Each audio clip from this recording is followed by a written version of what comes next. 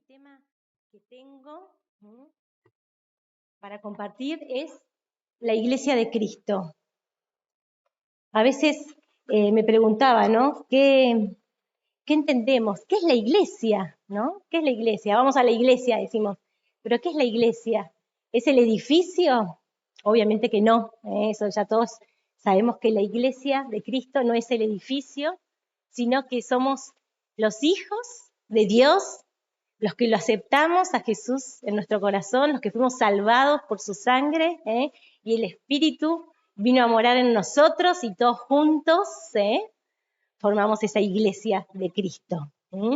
Y me venía la figura del Shenga, ¿no? Un montón de maderitas, ¿no? Que en conjunto forman un edificio, ¿no? Y a veces si sacamos una, la estabilidad se compromete del edificio, ¿no? Y ahora ya veo que tiro todo, tendría que sacar una más arriba. A ver. Ya. ¿No? Si sacamos una maderita, a veces el edificio se tambalea, ¿no? O sea que un agujerito que haya ya no es lo mismo. O sea que cada uno de nosotros somos este ladrillito y ocupamos un lugar específico en este edificio, en esta iglesia que es de Cristo, ¿no? Y a veces cuando hay agujeritos, ¿qué pasa? Por un lado, no está el que tiene que estar, y por otro lado, otros, los de abajo o los de los costados, tienen que soportar, digamos, la carga o el peso del que falta, ¿no? Pasa eso a veces, ¿no? Cuando nos entibiamos, cuando nos alejamos, por un lado se nota que esa persona falta, ¿no? Que es necesaria, y por otro lado otros tratan de sostener para que el edificio no se derrumbe, pero gracias a Dios que en realidad la iglesia es de Cristo, no es nuestra, no es de los pastores, no es de los apóstoles, es de Cristo. Y hay un montón de promesas que dice que la edificación no se va a derrumbar. No es por nosotros, sino porque es una promesa que dio Cristo. Así que los invito a leer. A ver, dice Efesios 4:13 que este edificio va creciendo, ¿no? Y hasta la estatura de Cristo. O sea que este edificio siempre va a estar en construcción hasta que lleguemos a parecernos a Cristo. Pero primero, ¿cómo se inició la iglesia? Me preguntaba yo, porque siempre hablamos de la iglesia, pero ¿cómo se inició la iglesia?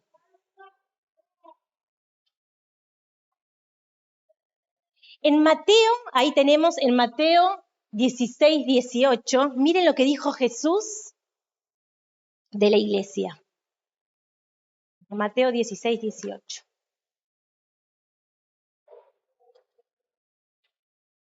Hoy vamos a leer varios versículos, así que prepárense.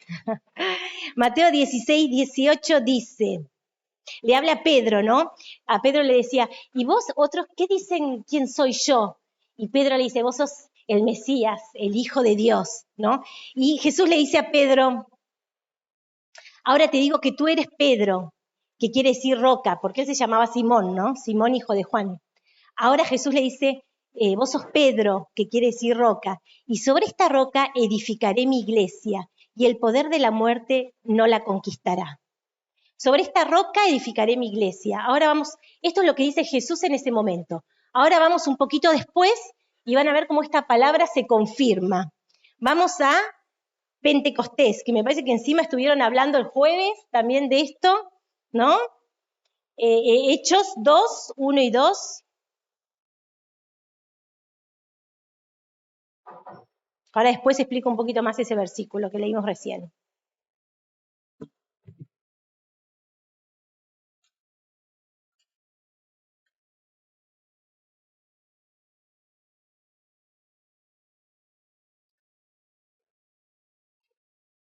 Hechos 2, 1 y 2. Dice, el día de Pentecostés, todos los creyentes estaban reunidos en un mismo lugar y de repente se oyó un ruido desde el cielo parecido al estruendo de un viento fuerte e impetuoso que llenó la casa donde estaban todos sentados.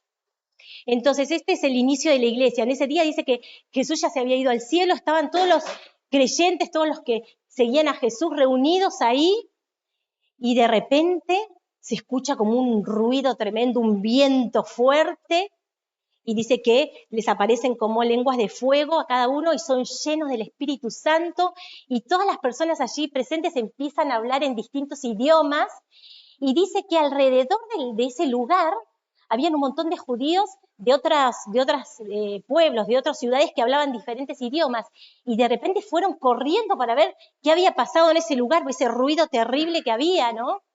Y cuando llegaron, escucharon a cada uno hablando en su propio idioma. Y hablaban, me encantó eso, y decía que quedaron allí maravillados y perplejos, y cada uno en su idioma hablaba acerca de las cosas maravillosas que Dios ha hecho. O sea, que en lenguas proclamaban las cosas maravillosas que el Señor había hecho, ¿no? Y entonces ahí Pedro toma la palabra y les predica y les dice, este Jesús que estuvo acá en la tierra, Él murió por ustedes, por nosotros, pero resucitó al tercer día y está en el cielo y intercede por nosotros. Y miren lo que dice en el versículo 38. Pedro contestó, cada uno de ustedes debe arrepentirse de sus pecados y volver a Dios y ser bautizado en el nombre de Jesucristo para perdón de sus pecados. Entonces recibirán el regalo del Espíritu Santo. Y esta promesa es para ustedes, para sus hijos, incluso para los gentiles, es decir, para todos los que han sido llamados por el Señor nuestro Dios. Y entonces Pedro siguió predicando por largo rato y les rogaba con insistencia a todos sus oyentes, sálvense de esta generación perversa. Y los que creyeron lo que Pedro dijo fueron bautizados y sumados a la iglesia ese mismo día como 3.000 personas en total, ¿no? ¡Wow! Impresionante, digo yo, ¿no? 3.000 personas así de un saque, ¿no? Fueron sumados a la iglesia, ¿no? Y ahí se cumple la palabra que Jesús le dijo a Pedro, sobre esta roca edificaré mi iglesia. Y Pedro en este día, con esa llenura del Espíritu Santo, predicó y 3.000 personas, dice en el versículo 41, fueron sumados a la iglesia, ¿no? Entonces, este es el inicio de la iglesia, de los hermanos que son bautizados, llenos del Espíritu Santo y juntos se congregan, y ahora vamos a seguir viendo un poquito más. Pero ahí se cumplió esa palabra que Jesús le dijo, sobre ti edificaré mi iglesia. Pero vamos a ver cómo sigue la cosa.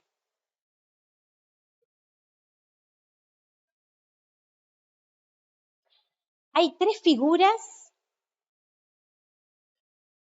que hablan de la iglesia. Yo encontré tres, no sé, capaz que hay más en la Biblia, pero tres que me llamaron la atención, ¿no? Primero, la del edificio, que hicimos acá esta figura, ¿no?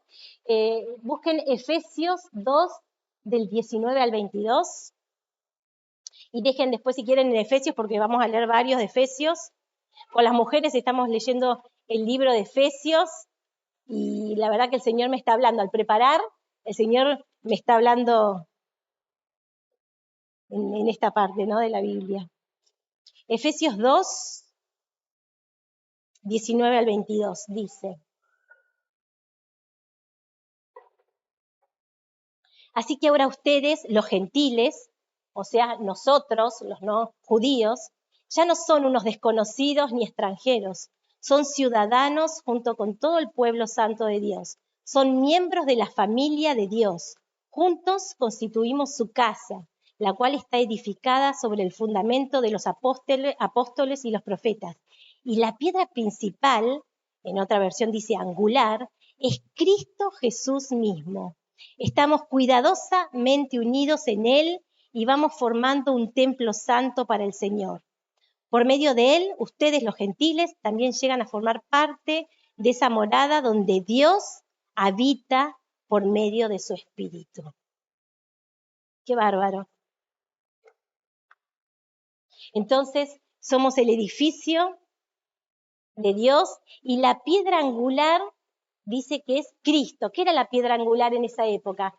era una roca grande, porque se construían rocas en esa época, era una piedra grande que por un lado se ponía justo en la esquina, según lo que me explicó Carlitos, ¿no? Y daba la escuadra de cómo tenía que ser el edificio, ¿no? Era la piedra principal donde los demás piedras iban a ser la columna, ¿no?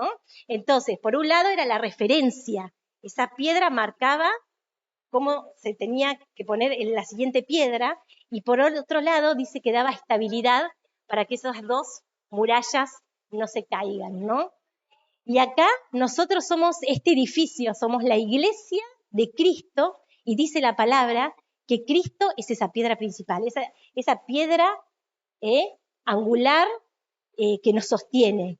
Y dice que estamos todos enlazadamente unidos. Yo me imagino que todo, no sé, en esa época no se usaba cemento, pero yo digo, todo eso que estamos pegoteados debe ser el Espíritu Santo, ¿no?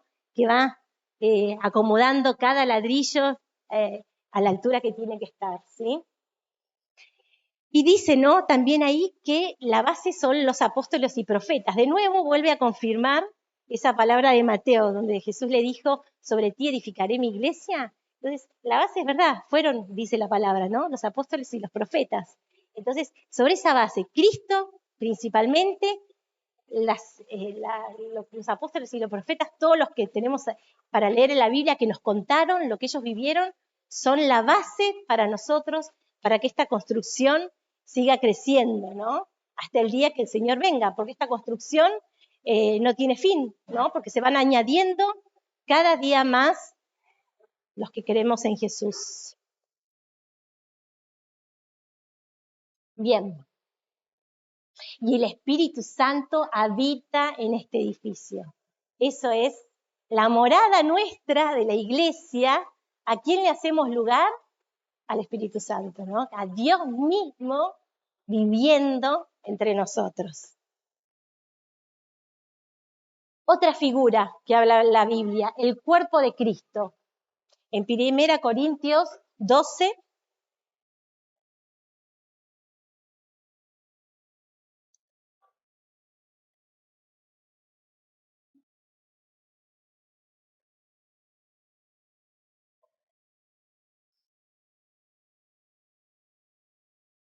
del 12 al 27, dice, el cuerpo humano tiene muchas partes, pero las muchas partes forman un cuerpo entero. Lo mismo sucede con el cuerpo de Cristo. Entre nosotros hay algunos que son judíos, otros que son gentiles, algunos son esclavos y otros son libres, pero todos fuimos bautizados en un solo cuerpo por un mismo espíritu y todos compartimos el mismo espíritu. Entonces somos todos requete diferentes, todos muy diferentes y nos miramos entre nosotros todo, ¿no? Pero lo que nos une y lo que compartimos es un mismo espíritu, un mismo bautismo y una misma fe. Versículo 14. Así es, el cuerpo consta de muchas partes diferentes y no de una sola parte. Si el pie dijera, no formo parte del cuerpo porque no soy mano, no por eso dejaría de ser parte del cuerpo.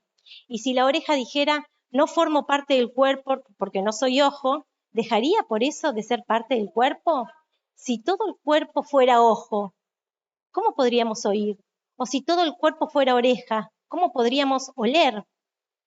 Pero nuestro cuerpo tiene muchas partes y Dios ha puesto cada parte justo donde Él quiere. Qué extraño sería el cuerpo si tuviera una sola parte. Efectivamente, hay muchas partes, pero un solo cuerpo. El ojo nunca puede decirle a la mano, no te necesito. La cabeza tampoco puede decirle al pie, no te necesito. De hecho, algunas partes del cuerpo que parecieran las más débiles y menos importantes, en realidad son las más necesarias. Y las partes que consideramos menos honorables son las que vestimos con más esmero. Así que protegemos con mucho cuidado esas partes que no deberían verse, mientras que las partes más honorables no precisan esa atención especial. Por eso Dios ha formado el cuerpo de tal manera que se le dé más honor y cuidado a esas partes que tienen menos dignidad.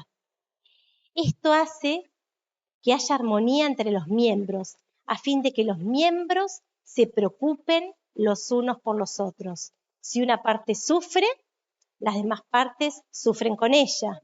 Y si una parte se le da honra, todas las partes se alegran. Todos ustedes en conjunto son el cuerpo de Cristo y cada uno de ustedes es parte de este cuerpo. Qué bárbaro, ¿no? Entonces es verdad, ¿no? Obviamente que no todos podemos ser ojo, no todos podemos ser oreja, cada uno de nosotros forma parte de este cuerpo y no es lo mismo si está o no está. En el hospital yo veo, ¿no? Cuando se amputa un dedo, ¿no? No es lo mismo tenerlo que no tenerlo. La persona queda lastimada, se separa del cuerpo y muere, a no ser que justo reciba atención médica, y los cirujanos ahí enlazan de nuevo todas las venas, todos los tendones, todas las arterias, y el dedito vuelve a funcionar bien, ¿no? Y me venía esa figura, ¿no? De que para que ese dedo vuelva a estar en su lugar, primero necesita de la otra parte del dedo, o sea, del cuerpo, que tiene vida, ¿no? Para que vuelva a estar en su lugar. O sea, no es que de golpe lo ponen en otro lado, no, va en su lugar, ¿no? Y por otro lado, claro, la sangre que corre por ahí es lo que le da vida. ¿Qué es lo que hace que no haya vida en el dedo? Cuando la sangre. Si no hay sangre, no hay vida. Entonces, esa sangre que y Mariela también me decía el otro día, es la figura del Espíritu Santo, ¿no? Que es lo que nos une, nos entrelaza, nos da vida y vuelve ese dedo a tener vida y a trabajar en armonía con el cuerpo de Cristo. Así que eso es re importante. Todos somos necesarios en el cuerpo de Cristo. No es que uno sí, otro no, no. Y es más, aclara la Biblia que las partes que a veces más honramos o que le damos más honor, en realidad son las menos decorosas, como las que no son tan... Y las que no le damos quizá tanta bolilla, son las que no necesitan tanta honra, ¿no? Entonces, qué importante que el Señor nos pone en cada lugar a cada uno de nosotros. Si somos parte, si somos hijos, pertenecemos. Ahora la pregunta es, ¿estamos o estamos despegaditos, como ese dedo que se está muriendo suelto ahí? ¿O estamos siendo parte del cuerpo de Cristo? Qué importante también esto de... bueno, ahora vamos a ver en Efesios 4, 15 y 16. Volvemos a Efesios y ahí ya quédense en Efesios.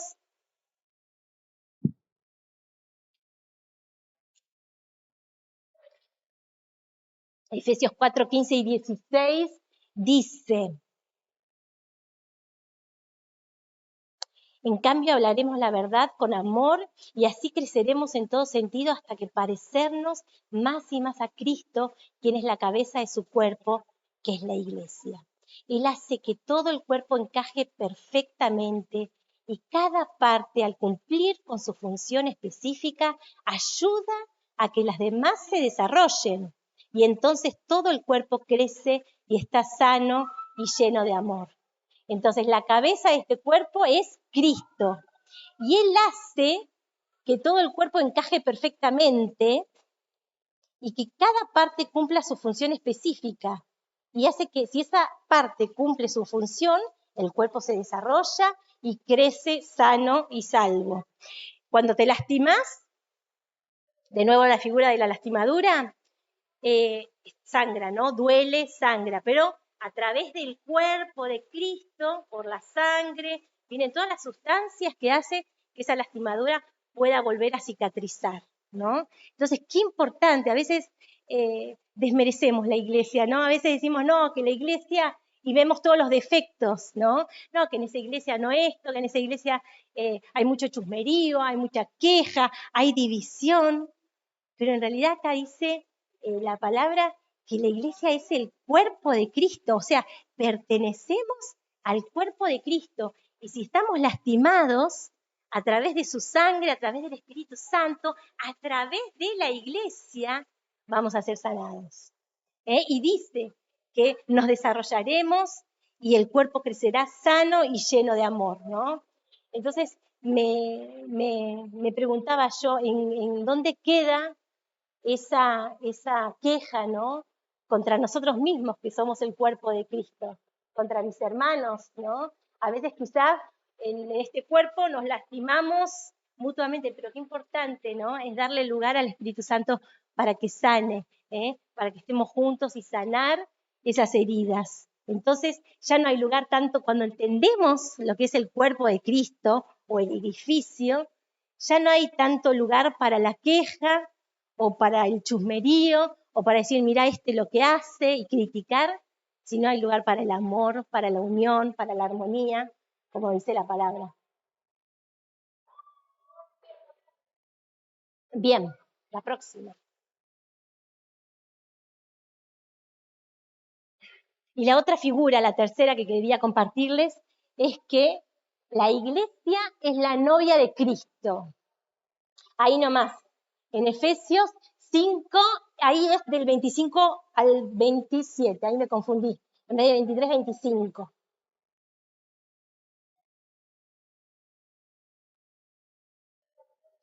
Para los maridos eso significa ame cada uno a su esposa tal como que Cristo amó la iglesia, Él entregó su vida por ella, a fin de hacerla santa y limpia al lavarla mediante la purificación de la palabra de Dios.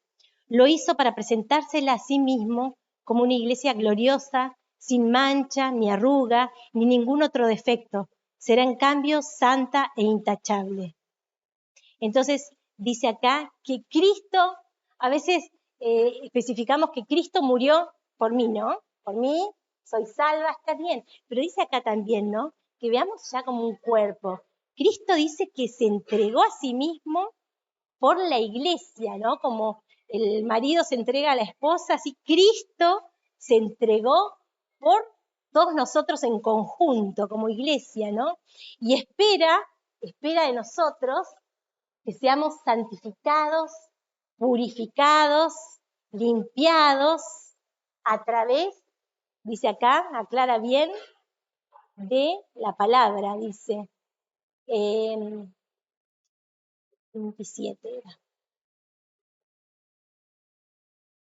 De la palabra, ay, espera que ahí lo busco, 4, 27, el 26, a ver.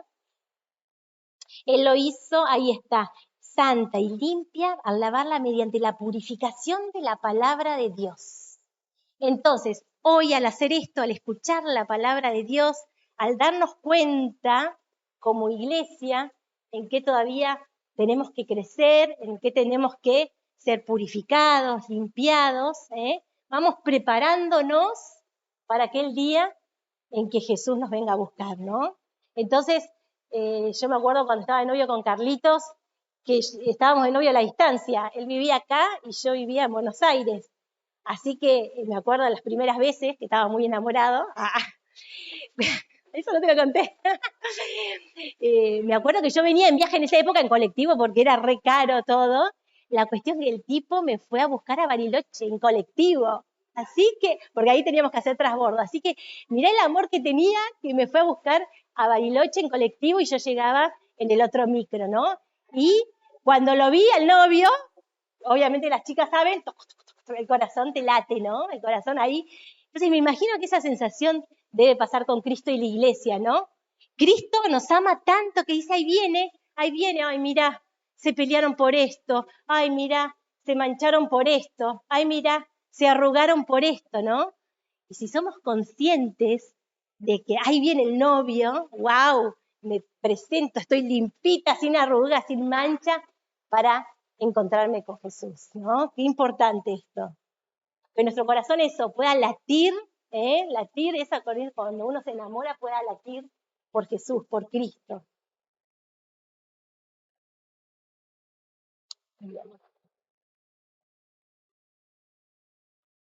Y dice en Apocalipsis 19, que no lo vamos a buscar, dice que Él espera a esa novia limpia, blanca, con ese lino blanco y resplandeciente, que son las buenas acciones del pueblo de Dios.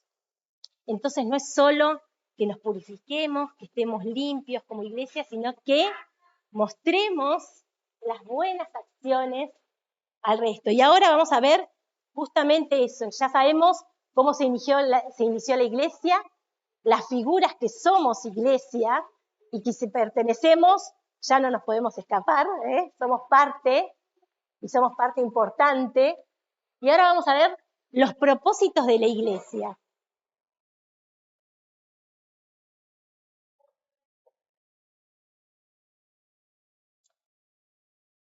Una cosa que me llamó, el primero, tengo que poner acá. La iglesia como la manifestación visible del cuerpo de Cristo en este mundo. A Jesús no lo vemos, ¿no? Nadie lo ve. Queremos verlo, cantamos, ¿no? Lo sentimos, pero verlo no. Pero ¿qué ve el mundo? El cuerpo de Cristo. O sea, la iglesia. O sea, nosotros, ¿no? Somos lo visible de Cristo que el mundo ve. Y me preguntaba, ¿qué ve el mundo de nosotros como iglesia, no? No solo individualmente, sino como congregación. ¿Qué ve el mundo? Y me venía este cuerpo que somos las manos, somos los pies, somos las manos para abrazar, para consolar, somos la boca para hablar de las maravillas que Dios hace, para predicar el Evangelio. ¿Qué somos, no? Entonces, qué importante es ser lo que tenemos que ser. El cuerpo, la figura visible al mundo que nos rodea de Jesús, de Cristo.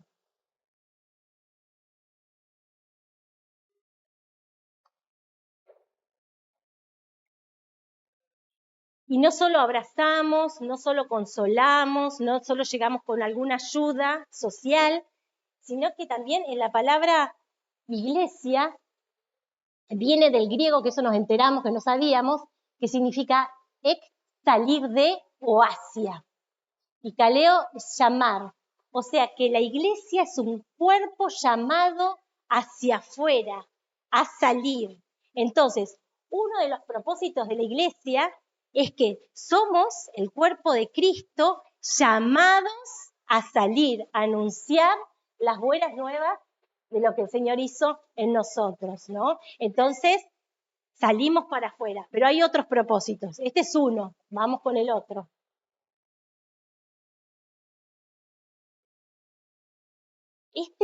Fue un descubrimiento al leer Efesios que me impactó.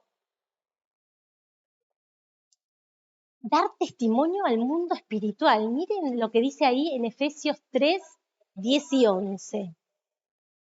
O sea, damos testimonio a las personas y también la iglesia da testimonio al mundo espiritual. O sea, a los gobernantes y autoridades, al reino de las tinieblas.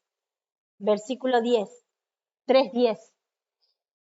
El propósito de Dios con todo esto fue utilizar a la iglesia para mostrar la amplia variedad de su sabiduría a todos los gobernantes y autoridades invisibles que están en los lugares celestiales. Ese era su plan eterno que Él llevó a cabo por medio de Cristo Jesús nuestro Señor.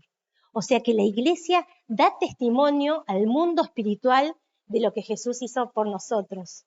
Entonces, claro, ahora entiendo por qué el reino de las tinieblas quiere aplastar a la iglesia. Acuérdense lo que habíamos leído en Mateo 16, 18. Y Jesús le dijo, y las tinieblas no prevalecerán contra la iglesia. Entonces, damos testimonio al mundo espiritual. El mundo espiritual quiere derribarnos, por eso crea divisiones, crea entre nosotros discordia, crea malos entendidos, porque el reino de las tinieblas quiere esto, quiere meterse entre nosotros y dividirnos, ¿no? Que no actuemos como cuerpo, que actuemos todos separaditos, porque cuando el cuerpo está unido, cuando la iglesia, el edificio está todo junto, hay poder y autoridad y las tinieblas no prevalecerán contra ella. Entonces, eso está buenísimo también, la promesa de Dios, que contra viento y marea, contra batallas espirituales, la iglesia va a seguir, ¿no? Prevalecerá, eternamente hasta que el Señor nos venga a buscar. Pero qué importante que nosotros como iglesia, como parte de este edificio, de este cuerpo, no demos lugar para todo este desarme, ¿no? Para toda esta desestabilización que el enemigo quiere hacer, ¿sí? Otro propósito.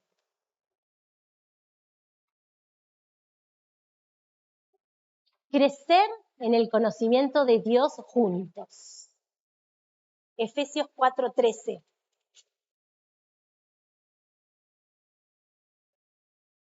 Este proceso continuará hasta que todos alcancemos tal unidad en nuestra fe y conocimiento del Hijo de Dios que seamos maduros en el Señor, es decir, hasta que lleguemos a la plena y completa medida de Cristo. Entonces, otro propósito de la iglesia, que cuando estamos juntos, cuando nos congregamos, crecemos en el conocimiento de Dios. Y eso me gusta, ¿no? Porque siempre hay gente que dice, ay no, la iglesia es verdad, tiene que salir afuera. Es verdad, es un propósito. Pero el otro propósito, ya dijimos, es dar testimonio al reino espiritual. Otro propósito es el crecimiento todos juntos de este cuerpo para que se desarrolle sano, pleno y lleno de amor. ¿Sí? Y en armonía, dice ahí en Efesios 4, 2 y 3, ahí mismo, dice, sean siempre humildes y amables, sean pacientes unos con otros y tolérense las faltas de amor. Por amor, hagan todo lo posible por mantenerse unidos en el espíritu, enlazados mediante la paz. ¿Sí? Ahí está. Entonces, mientras que crecemos, tenemos que tolerarnos, tenemos que ser pacientes, tenemos que amarnos, ¿sí? Para que podamos crecer como un cuerpo sano y firme. Enlazados, me encanta, por medio de la paz a través del Espíritu Santo. Otro propósito de la iglesia, ser santificada cada día para recibir al novio. Eso es lo que hablábamos hace un ratito, ¿no? Ser cada día purificados. Si herí a mi hermano, o si capaz que no me di cuenta que mi hermano puede decir, mira, esto que dijiste me dolió, y podernos pedir perdón. Eso es ser santificados, perdonados, que esas manchas o esa suciedad no quede, sino que pueda ser limpiada y renovada para esperar al día en que Cristo Jesús nos venga a buscar, y no que seamos una novia toda desastrosa. Yo nunca vi una novia toda desastrosa, siempre las novias son todas perfectas, ¿no? Bueno, que podamos avanzar en eso. Y el último punto, y el principal, el propósito final de la iglesia, es que nuestro Dios sea glorificado en todo y adorarlo con nuestra vida entera. Dice Isaías 43:7.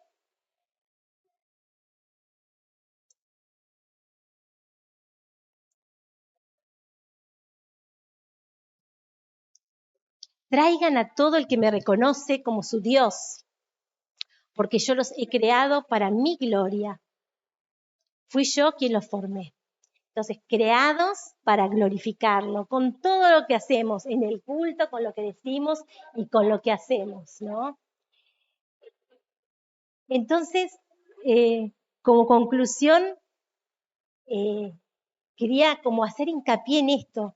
Qué importante, ¿no? Que es la iglesia. Somos realmente ese edificio, que va creciendo a la estatura de Cristo.